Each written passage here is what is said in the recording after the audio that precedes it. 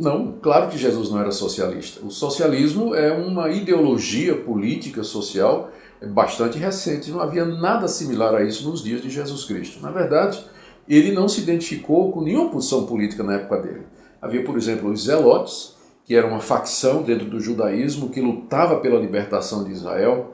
Havia os saduceus, que embora fossem judeus conservadores, todavia eles apoiavam o governo de Herodes. E havia a religião, aliás, havia o imperialismo romano, o domínio romano sobre aqueles países conquistados dos quais Israel fazia parte. Jesus nunca se posicionou politicamente, socialmente, alinhando-se com qualquer um desses partidos, né, que havia na época. Havia também o partido dos Herodianos, né, esqueci de mencionar.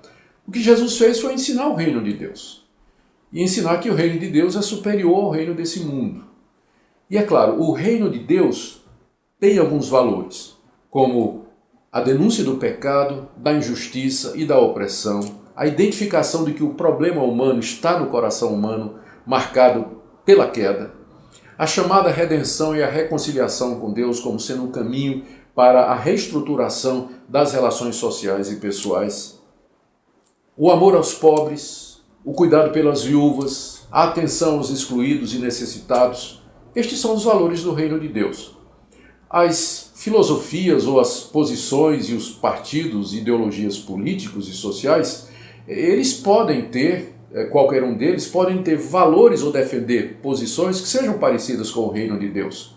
Com certeza há coisas no socialismo que chegam perto daquilo que Jesus Cristo teria ensinado como sendo valores do reino de Deus, como também há em outras posturas políticas.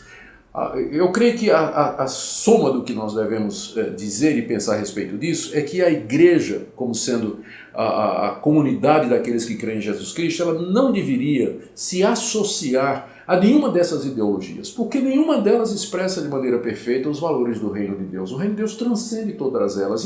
E tem mais uma coisa, a maior diferença é que todas essas ideologias elas partem do pressuposto de que o homem é bom e que o homem é capaz de, através das ferramentas sociopolíticas, mudar e alterar o seu destino. Enquanto que a Escritura, a Bíblia, o Senhor Jesus nos ensina que o problema mais fundamental do homem é o pecado e que ele precisa se arrepender e mudar de vida. É a partir daí que começa a verdadeira revolução, mudança ou melhoria no ser humano, na sociedade, a partir da conversão. Como nenhuma ideologia política afirma isso ou reconhece isso, claro que a igreja nunca pode se associar a nenhuma delas. Jesus era socialista? Claro que não. Também hoje eu duvido que ele se associasse ou seguisse qualquer linha, mas ele pregaria o reino de Deus que transcende e extrapola tudo que é ensinado por qualquer ideologia política.